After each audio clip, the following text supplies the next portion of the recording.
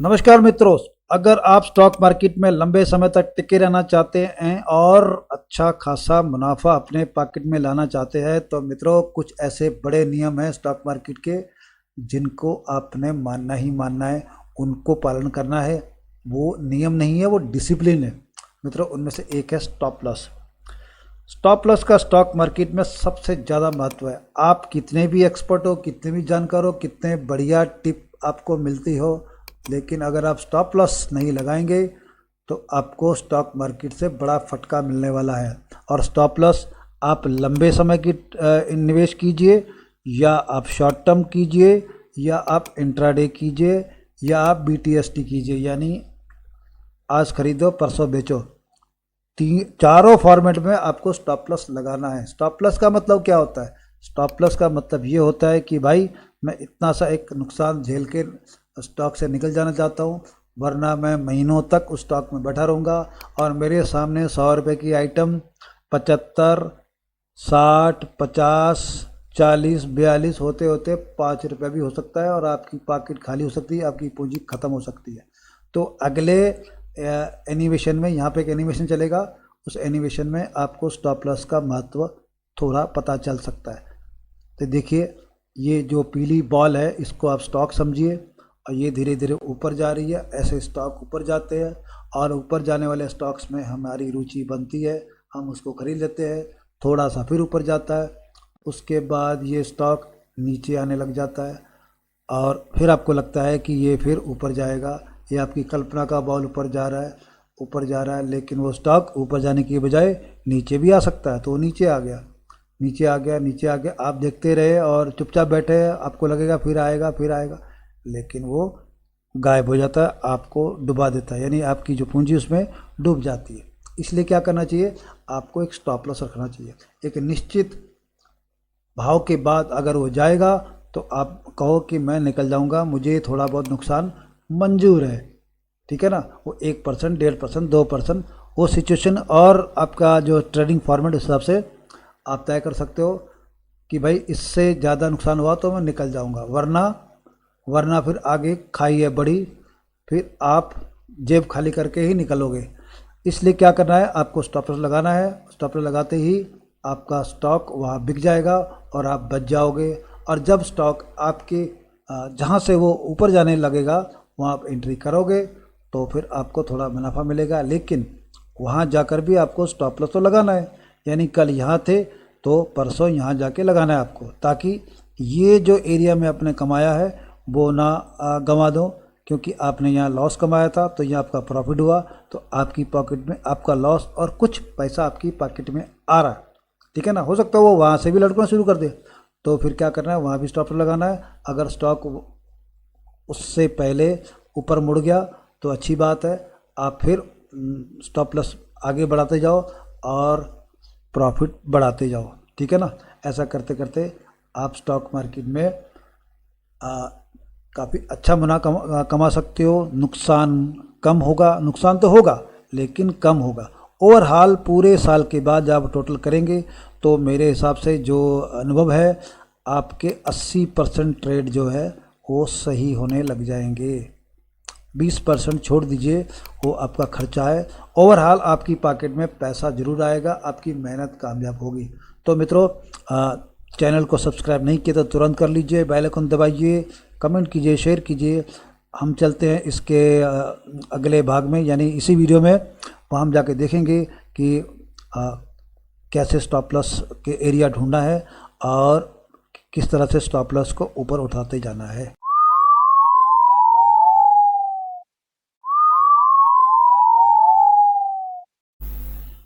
पहली बात तो मित्र ये है कि आपको वैसे स्टॉक में ही एंट्री करनी चाहिए जिसके अंदर एक पोटेंशियल हो ऊपर जाने की।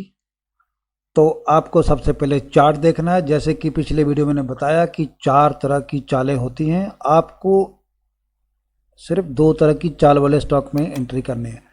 जैसे ये है, ये ऊपर की ओर जा रहा है, ऊपर नीचे होते होते होते ये जैसे पहाड़ की चढ़ाई होती है ना, उस तरह वो चढ़ता जाता है, नीचे भी आता है ऊपर भी आता है। दूसरे किस्म के जो स्टॉक होते हैं उन्हें कहते हैं साइडवेज। वो कहीं नहीं जाते, बस उधर ही भटकते रहते हैं, इस तरह, कभी नीचे कभी ऊपर,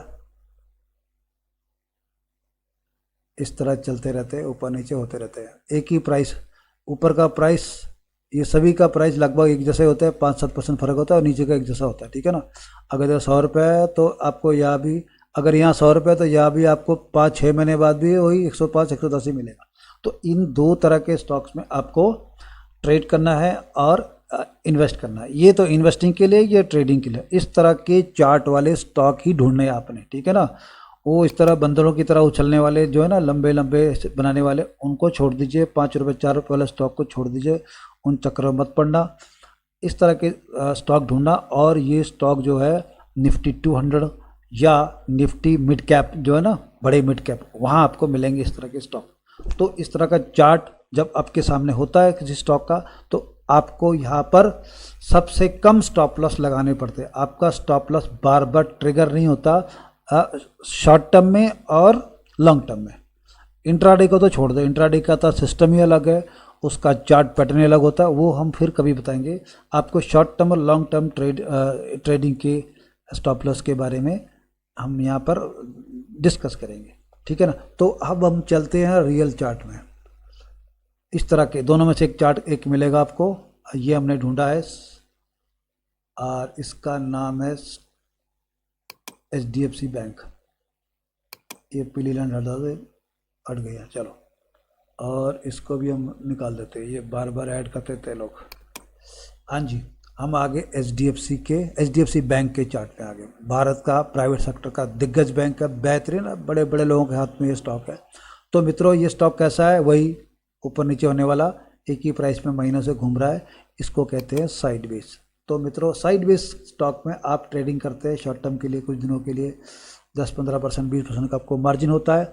यहाँ पर जाके आप क्या करेंगे, यहाँ पर जाकर आप इसका इसको खुल जा भाई, हाँ ये आ गया, क्या आ गया, हॉरिजॉन्टल लाइन। आपने इसकी, जैसे कि हमेशा मैं बताता हूँ, नीचे एक लाइन ले लो सपोर्ट की, और ऊपर एक लाइन ले लो रेसिस्टेंस की, यानी ऊपर इसको रोकता है, इसका सर टकराता वहाँ जाके। तो मित्रों, अब आपके सामने एक का साइडवेज का चार्ट है, और हमने सपोर्ट और रेसिस्टेंस लगा दिए। अब कहाँ से खरीदना है और कहाँ स्टॉप लॉस रखना है, देखिए। ऐसे स्टॉक्स में आप क्या करते हो, यहाँ पर जब ये इस एरिया में आता है तो आप यहाँ बाय करते हो, ठीक है। आपने यहाँ खरीद लिया, और आपका स्टॉप लॉस कहाँ होगा, यही लाइन ही होगी, यहीं पर ही आपका स्टॉप लॉस बनता है, क्योंकि ये उसका सपोर्ट लाइन है, ये सपोर्ट है। अब अगर इस लाइन के नीचे एक कैंडल बन गई, रेड कैंडल, तो आपको निकल जाना है। लगभग आपका 1 से 2% होगा, यहाँ से निकल जाओ, ठीक है। और जब तक फिर से इस लाइन को क्रॉस करके ऊपर ना आए, तब तक इसमें एंट्री मत करना, बिल्कुल एंट्री मत करना, क्योंकि ये स्टॉक साइडवेज का, ये इस तरह का स्टॉक नहीं है, यानी ये ट्रेंडिंग स्टॉक नहीं है।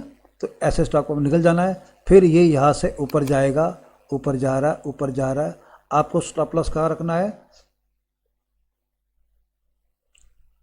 एक्चुअल स्टॉप लॉस आपका यही है, ठीक है ना। लेकिन आपको यहाँ से प्रॉफिट होने लग गया, ये ऊपर जा रहा है, तो स्टॉप लॉस कहाँ रखना है, इसको यहाँ तो जाने दीजिए। ये जो एरिया है, ये वाला जो पिछली हाई है ना, छोटी हाई चौंच, ये चौंच, अगर स्टॉक इस चौंच को क्रॉस करके ऊपर जाता है, ऊपर जाने लग गया, तो आपको इसी एरिया में स्टॉप लॉस रखना है, यहीं पर, ये देखिए, ठीक है ना।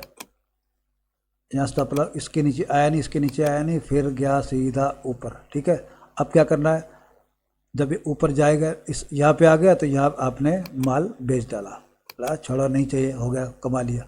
फिर क्या करना है, फिर आपने चुपचाप इसको छोड़ देना, भैया अब तू भटकता रहा, जब तक तू यहाँ नहीं आएगा तब तक मैं नहीं खरीदूंगा, छोड़ दिया ना। अब आपको आपका स्टॉप लॉस कितनी बार ट्रिगर हुआ होगा, यहाँ पर आपका स्टॉप लॉस एक बार भी ट्रिगर नहीं हुआ, देखिए कहीं भी ट्रिगर नहीं हुआ है, ठीक है ना। आपने लगाया स्टॉप लॉस, लेकिन आपका स्टॉप लॉस ट्रिगर नहीं हुआ, आपके पैसे बच गए और आपने प्रॉफिट कमाया। उसी तरह हम एक और स्टॉक की तलाश करते हैं, वो है ट्रेंडिंग यानी ऊपर की ओर जा रहा, उसका हम देखते हैं परसिस्टेंट, जी हाँ, परसिस्टेंट सिस्टम। ये देखिए, ये अप ट्रेंड का स्टॉक है, ट्रेंडिंग में है, ऊपर की ओर जा रहा है। तो इसमें कैसे करना है, इसमें भी देखिए वही सपोर्ट लाइन, आज देखिए सपोर्ट लाइन से ही ऊपर जा रहा है, तो स्टॉप लॉस कहाँ रखना है, यहीं। अगर आप यहाँ खरीदते इस वक्त, ठीक है ना, अब जरूर नहीं कि ये स्टॉक दोबारा वहीं पे आएगा, क्योंकि ये अप ट्रेंड का स्टॉक है, जरूर नहीं कि यहाँ आ सकता है। अब वहाँ आपको यहाँ पर स्टॉप लॉस किस में लगाना, आप समझो खरीद जाए, इसकी रिपोर्ट अच्छी है, अब आप खरीदना चाहते हो तो कहाँ पे स्टॉप लॉस लगाना है इसका। तो देखिए जैसे स्टॉक यहाँ गया तो आपको इस यहाँ पर खरीद लिया, तो आपको इसका स्टॉप लॉस ढूंढना पड़ेगा, कहाँ से मिलेगा आपको, कि एक दूसरा सपोर्ट लाइन देखिए, ये सपोर्ट एरिया इसका बना है, देखिए ये इसका सपोर्ट है। जैसे कि अरे तुम के बीच में आ गया, हाँ, जैसे कि देखिए स्टॉक यहाँ से ऊपर गया था, ये नीचे आया, फिर यहाँ पर आया, उसके बाद इसको जब इस लाइन को जब नीचे तोड़ा तो काफ़ी नीचे गया, ठीक है ना। अब इस लाइन के ऊपर ये जाके रुका है, और यहाँ पे एक रेड कैंडल है, हो सकता है ये एक आध दिन में यहाँ पे एक और ग्रीन कैंडल बना दे, तो आपका स्टॉप लॉस यही, यानी ये आपके सपोर्ट पे खड़ा है, आप यहाँ पर एंट्री कर सकते हो तो थोड़ी सी, और जैसे ये एक ग्रीन कैंडल बनाए तो आप इसमें अपनी एक्यूमुलेशन बढ़ा सकते हो, यानी और ज़्यादा स्टॉक ले सकते हो, और स्टॉप लॉस यही है, ठीक है ना, एकदम पास में ही जहाँ खरीदा उसके आसपास ही स्टॉप लॉस है। और इस पर फिर एक बड़ी संभावना है कि ये फिर अपने पुराने ट्रेंड को फिर से ले ले और फिर बम ऊपर जाने लग जाए। तो मित्रों ये कला है स्टॉप लॉस की, और आप अपनी भी विकसित कर सकते हो, अपने तरीके से भी कर सकते हो। ये तो अनुभवी लोगों का तरीका है, तो मुझे लगता है कि आपको थोड़ी सी इंसाइट मिली होगी, और आप स्टॉप लॉस से ही काम करेंगे। और इंट्राडे के लिए हम फिर कभी बनाएंगे, ये आपको दो बताए, एक साइडवेज वाले और एक लॉन्ग टर्म वाले, ठीक है ना। तो वीडियो देखने बहुत बहुत धन्यवाद, मिलते हैं अगले वीडियो में, तब तक के लिए हैप्पी ट्रेड।